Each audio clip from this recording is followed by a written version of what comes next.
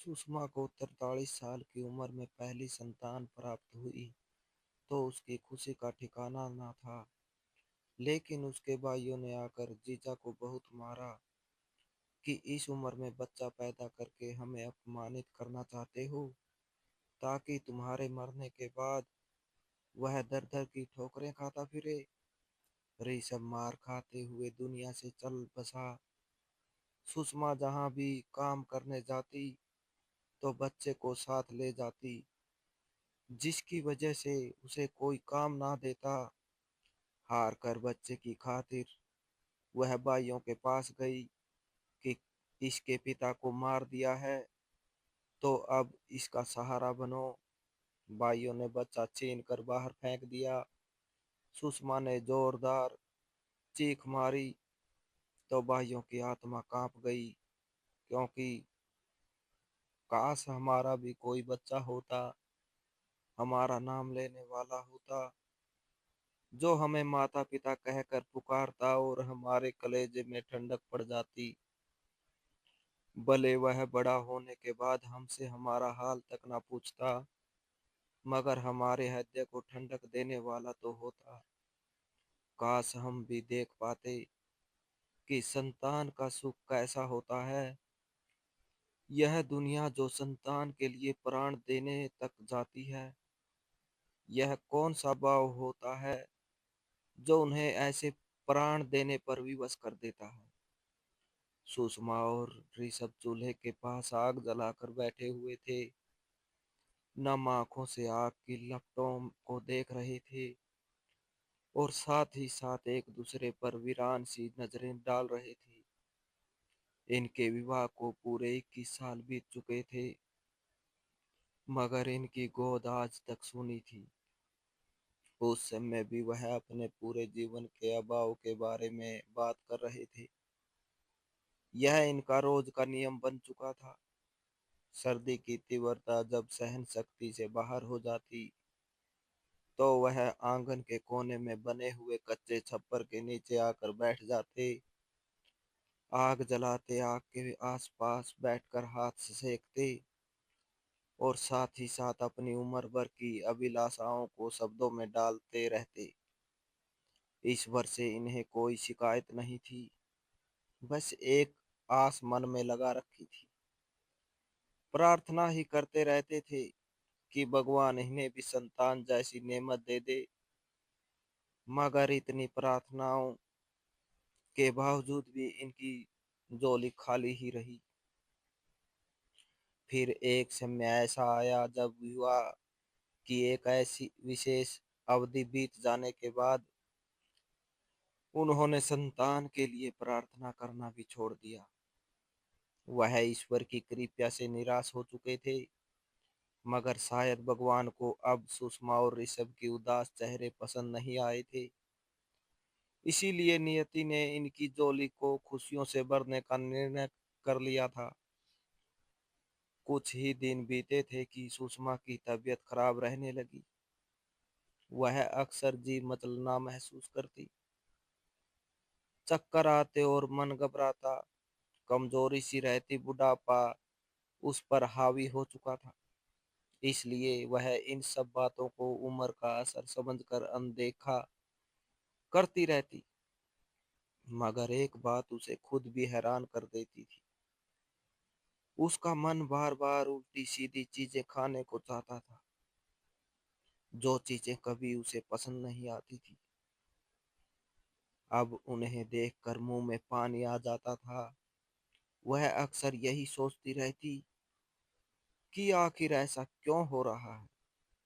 एक दिन अचानक सुषमा आंगन में काम करते हुए बेहोश होकर गिर पड़ी। ऋषभ ने जब उसे गिरते देखा तो उसके हाथ पांव फूल गए। वह घबरा कर उसके पास दौड़ा, मगर अपनी कमजोर होती उम्र के कारण उसे संभाल ना सका।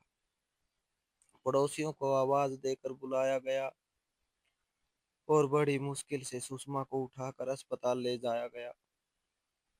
अस्पताल में डॉक्टर ने परीक्षण किया तो जो खबर उन्होंने सुनाई वह ऋषभ के लिए अविश्वसनीय अविश्वसनीय थी। उसने डॉक्टर को आश्चर्य से देखा और कहा कि वह उनकी भावनाओं का मजाक ना बनाए। वह एक निसंतान दंपति है जो सारी जिंदगी संतान के लिए तरसते रहे हैं। ऋषभ की बात सुनकर डॉक्टर मुस्कुरा दिए। उन्होंने समझाया कि जहां विज्ञान खत्म होता है वहीं से प्रकृति की सीमाएं शुरू होती है। ईश्वर जब चाहे जिसे चाहे चमत्कार दिखा देता है। डॉक्टर की बात सुनकर ऋषभ के मन को कुछ चैन मिला, मगर वह अभी बाकी था। वह बार बार पुष्टि चाहता था। दोबारा डॉक्टर के पास जाकर पूछता रहा कि क्या वह वास्तव में माता पिता बनने वाले हैं। डॉक्टर ने हर बार धैर्य से उन्हें सांत्वना दी। इस उम्र में ऐसी खुशखबरी मिल जाना वाकई इंसान के होश उड़ा देता है। ऋषभ की आवाज बार बार कांप जाती थी, मगर आंखें भीग जाती। मगर इस बार उसके आंसुओं में अभाव नहीं बल्कि बरसों बाद जागने वाली आशा की चमक थी। सुषमा को वहां पर जरूरी उपचार दिया गया और बहुत सारी हिदायतों के साथ डॉक्टर ने ऋषभ बाबू को घर भेज दिया था। ऋषभ बाबू घर वापस आए तो बहुत प्रसन्न थे। सुषमा जो अब ढलती उम्र को पहुंच चुकी थी, वह भी खुशी से प्रसन्न थी। यह खुशखबरी उसके लिए एक ऐसे आनंद का क्षण था जो वह उम्र भर के इंतजार के बाद महसूस कर रही थी। सुषमा ऋषभ से कहने लगी कि अगर भगवान ने हमें संतान का सुख देना ही था तो जवानी में दे देता। चलो कुछ साल विलंब कर देता, मगर अब इस उम्र में बच्चे के जन्म के ख्याल ने उसे थोड़ा सा डरा भी दिया। वह बोली, पूरे मोहल्ले के लोग हमारे बारे में क्या कहेंगे। पोते पोतियों की उम्र में हम अपने बच्चों को खिलाएंगे, यह तो लज्जा की बात है। मोहल्ले के बुजुर्ग क्या कहेंगे, हमारी बहुएं और बेटियां क्या सोचेंगी। यह कोई उम्र तो नहीं है जिसमें ऐसे लक्षण दिखे। ऋषभ ने उसकी बातें सुनकर उसे प्यार से संतुष्ट किया और कहा, यह सिर्फ प्रभु की लीला है, इसमें लज्जा की कोई बात नहीं। आभार मानो कि ईश्वर ने हमें संतान से वंचित नहीं रखा। बुढ़ापे में ही सही, लेकिन हमें यह सुख देखने का अवसर मिला है। यह खुशी तो भाग्यवानों को नसीब होती है। हम तो वाकई बड़े भाग्यशाली हैं। ऋषभ की बातों में एक सुकून था, एक अपनापन था जो सुषमा के दिल को छू गया। उसने महसूस किया कि उनके जीवन में जो कमी रह गई थी वह पूरी हो रही है। सुषमा ने अपने हाथ जोड़कर मन में प्रार्थना की कि भगवान इस बच्चे को स्वस्थ रखे और उनके जीवन को खुशियों से भर दे। उसके चेहरे पर मुस्कान थी, आंखों में चमक थी और दिल में उम्मीद की रोशनी भरी हुई थी। वह ऋषभ के पास आकर कहने लगी कि शायद भगवान का यह निर्णय सबसे श्रेष्ठ है। हम दोनों एक दूसरे के लिए प्राप्त हैं और यह वरदान जो हमें मिला है इसका आभार हमेशा सच्चे मन से करेंगे। इसके बाद वह दोनों आंगन में बैठकर भविष्य के बारे में बातें करने लगे। वह सोच रहे थे कि यह नन्ही जान कब आएगी, इसका पहला कदम कब होगा, इसकी पहली बातें और हंसी कैसी होगी। पूरा समय ऋषभ और सुषमा आने वाले बच्चे के बारे में बातें करते रहते थे और भविष्य के सपने बुनते रहते थे। वह एक बार फिर से जी उठे थे। जीवन की बुझती हुई लो को अपनी संतान के सपनों से आज देने की कोशिश कर रहे थे। लेकिन खुशियों के यह दिन बहुत शक्तिपद साबित हुए थे। सुषमा के भाइयों को जब पता चला कि सुषमा मां बनने वाली है तो वह आपे से बाहर हो गए। सुषमा की भाभीियों ने अलग तूफान मचा दिया। कहने लगी, हमारी बहुएं ब्याह कर घर आई है, वह माए बनने वाली है। और यहाँ बड़ी जीजी को भी माँ बनने की सूझ रही है। बाई भी क्रोध करने लगे और कहने लगी, यह कोई उम्र है ऐसे शौक पालने की? इतना अपमान और बदनामी होगी, क्या कहेंगे लोग? बूढ़ा बूढ़ी को इस उम्र में भी चैन नहीं और बच्चा पैदा करने चले हैं। वह बहुत क्रोधित होकर फौरन ही सुषमा और ऋषभ के पास पहुंच गई। जाकर कहने लगे कि तुम लोगों को यह सब करने से पहले जरा तो सोचना चाहिए था। क्या तुम्हारी उम्र है बच्चा पैदा करने की? और सुषमा, क्या तुम इस उम्र में बुढ़ापे और कमजोरी के साथ इस बच्चे को जन्म दे सकोगी? तब सुषमा ने सिर झुका दिया और कहने लगी, आप लोग हमारी चिंता ना करें। अगर हमने इस बच्चे को जन्म देने का निर्णय किया है तो हर बात को ध्यान में रख कर ही किया है। अब यह संतान प्रभु का प्रसाद है, सारी जिंदगी नहीं हुई। इस उम्र में अगर भगवान हमें संतान दे रहा है तो हम उसका निरादर करके ईश्वर के कोप को निमंत्रण तो नहीं दे सकते। सुषमा की बात सच थी, मगर उसके भाइयों के सिर पर तो जैसे कोई जुनून सवार था। कहने लगे, अब बच्चे को गिरा दो वरना हमारा तुमसे कोई संबंध नहीं होगा। हम और पूरा परिवार तुमसे हर नाता तोड़ लेंगे। सुषमा ने उनकी बात सुनी तो उसकी आंखों में आंसू आ गई और कहने लगी, मुझे इस उम्र में यह सुख मिला है भगवान की देन है। मैं इसे बिल्कुल भी खत्म नहीं कराऊंगी। अगर आप लोगों को हमसे रिश्ता तोड़ना है तो शौक से तोड़ लीजिए। हमारी उम्र ही कितनी बची है जो हमें परिवार के सहारे की जरूरत पड़ेगी। भाइयों ने एक नजर सुषमा पर डाली थी और उसके घर की चौखट लांग कर चले गए थे, मगर जाते जाते गंभीर धमकियां देना नहीं भूले थे। समय धीरे धीरे बीतने लगा, लेकिन सुषमा और ऋषभ अपने निर्णय पर अटल रही। पूरे परिवार ने उनसे संबंध विच्छेद कर लिया था, सिर्फ सुषमा के भाइयों के कहने पर। हालांकि परिवार के कुछ लोगों का मानना था कि चलो भगवान ने जिस उम्र में भी दी है वह संतान का सुख देख लें। सारी उम्र जिस चीज के लिए तरसते रहे हैं, अगर वह चीज बुढ़ापे में मिल रही है तो इसमें कोई ऐसी बुराई भी नहीं है। यह तो विधि के विधान है, मगर परिवार के दबाव की वजह से वह लोग भी चुप होकर बैठ गए थे।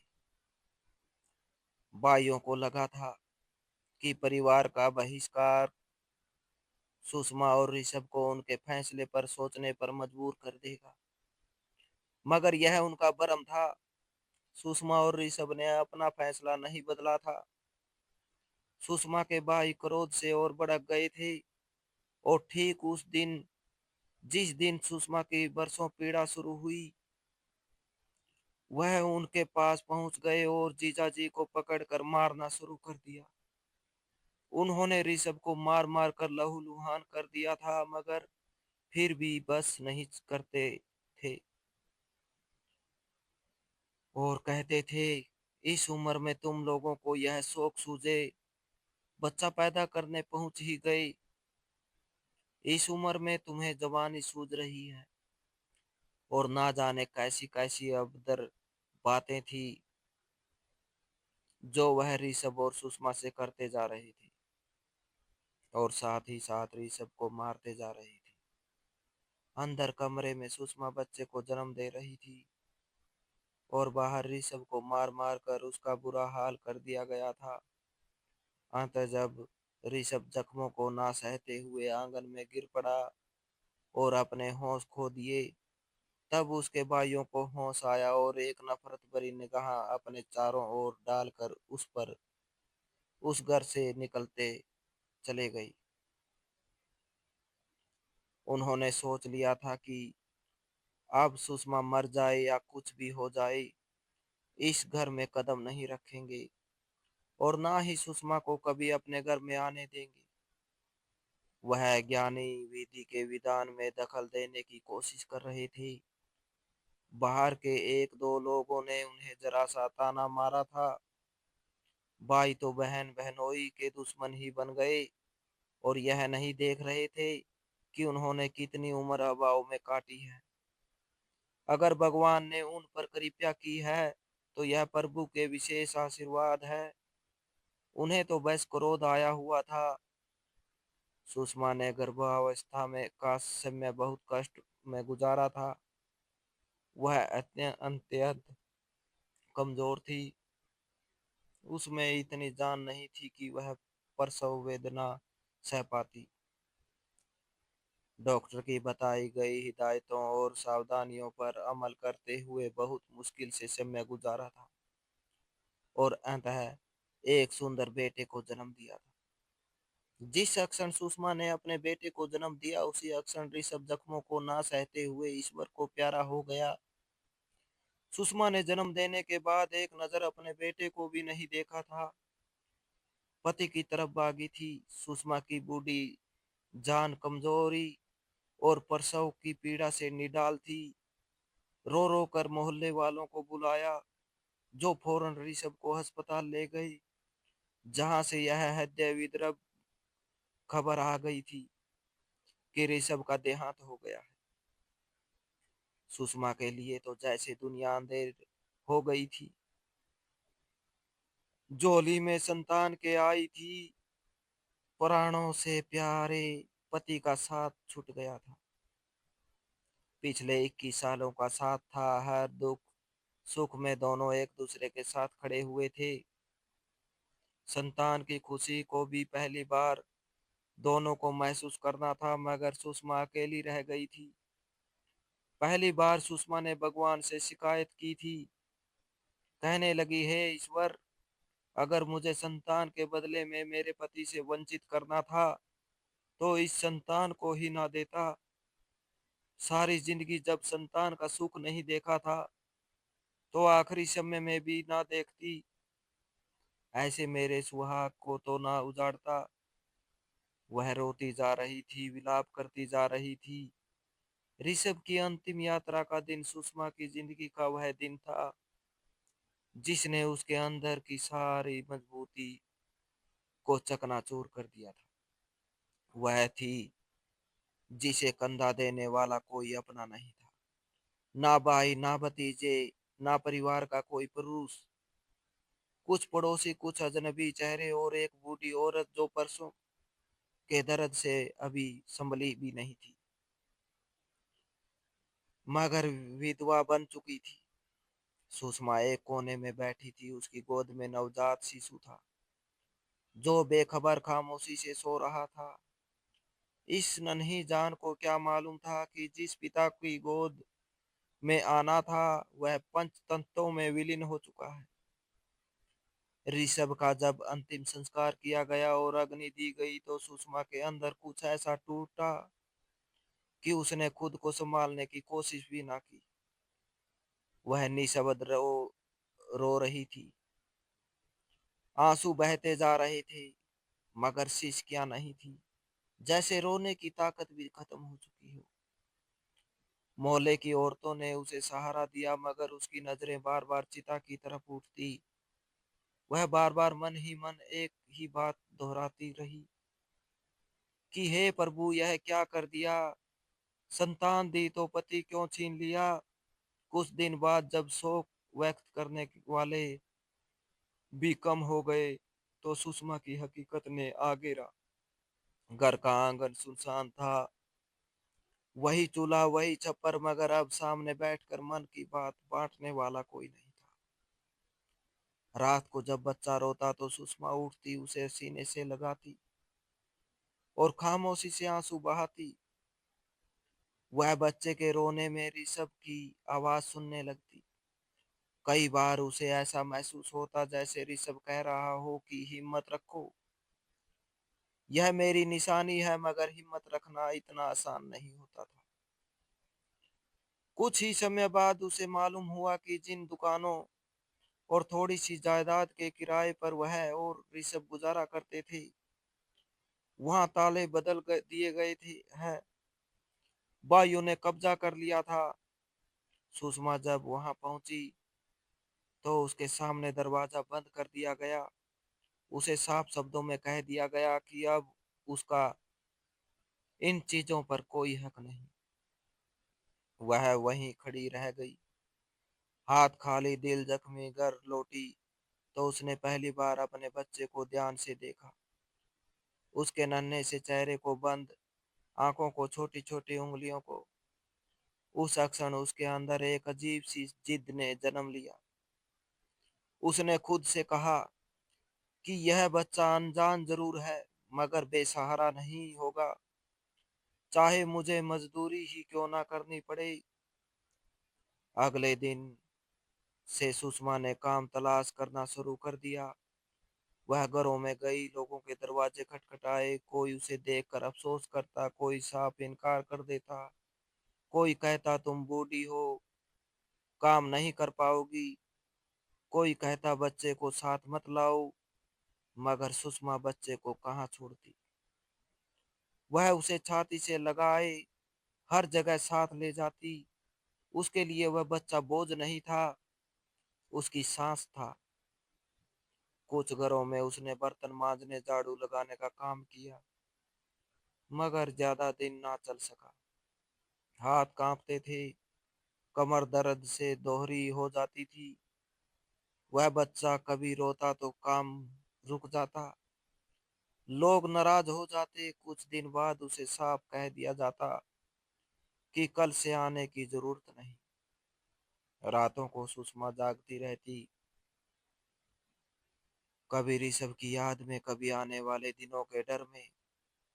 कई बार उसके मन में आया कि सब छोड़ छाड़ दे, मगर जब बच्चे की सांसों की आवाज सुनती तो खुद को संभाल लेती।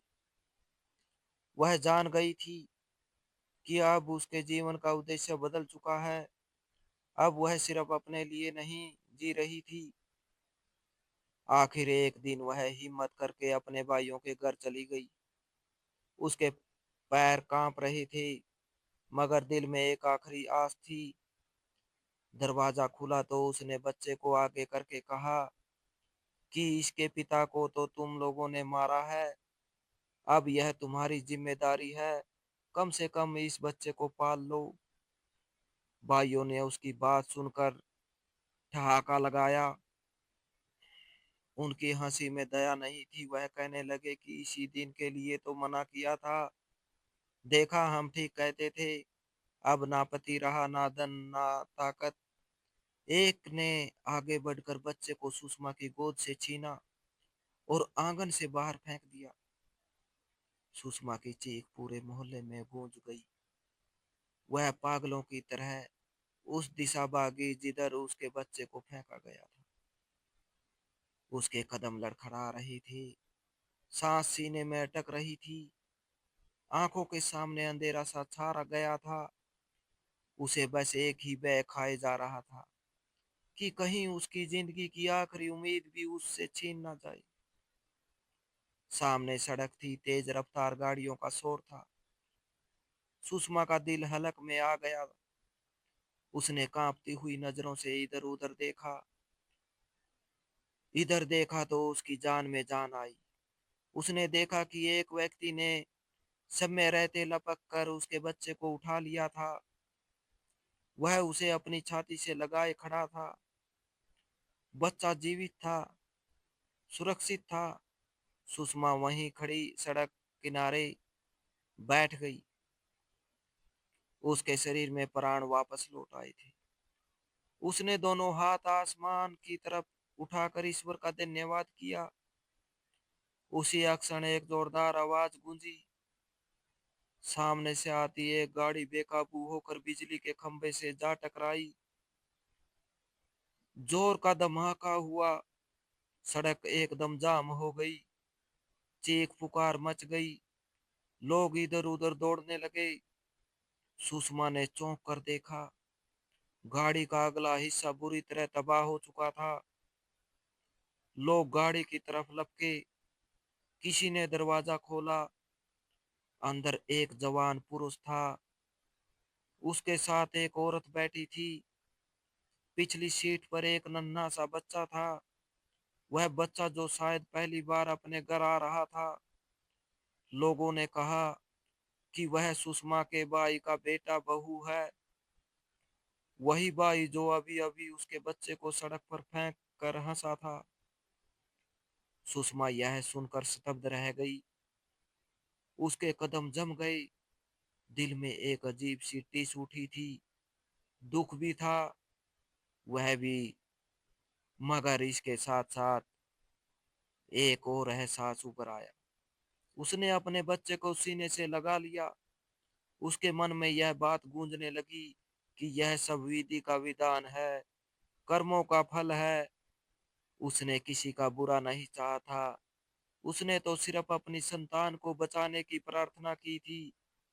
लोग घायलों को निकालने में लग गए। एम्बुलेंस बुलाई जा रही थी। शोर बढ़ता जा रहा था। सुषमा खामोश खड़ी यह सब देख रही थी।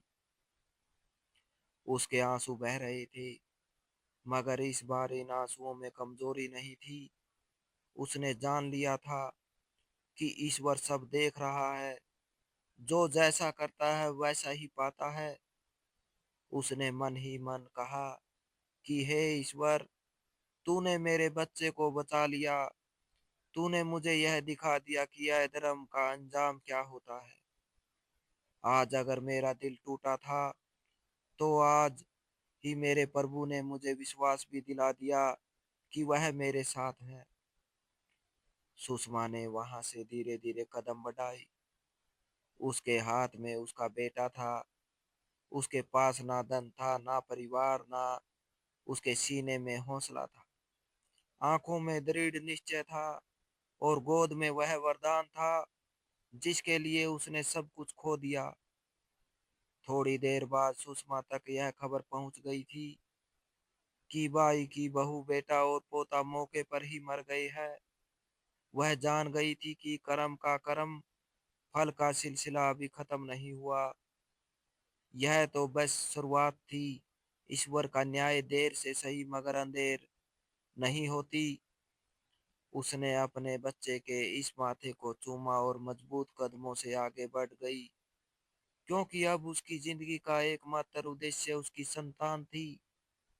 और वह इस उद्देश्य के लिए हर दुख, हर पीड़ा और हर अकेलेपन को सहने को तैयार थी। तो दोस्तों, इस कहानी को लेकर आपकी क्या राय है? कमेंट बॉक्स में कमेंट करके ज़रूर बताएं। और अगर आपको हमारी आज की कहानी अच्छी लगी हो तो प्लीज़ इसे लाइक ज़रूर करें। अगर आपने अभी तक हमारे एसके की जुबानी 2.0 चैनल को सब्सक्राइब नहीं किया तो ज़रूर कर लीजिए। तो मिलते हैं ऐसी ही एक और मोटिवेशनल कहानी के साथ। Thanks for watching.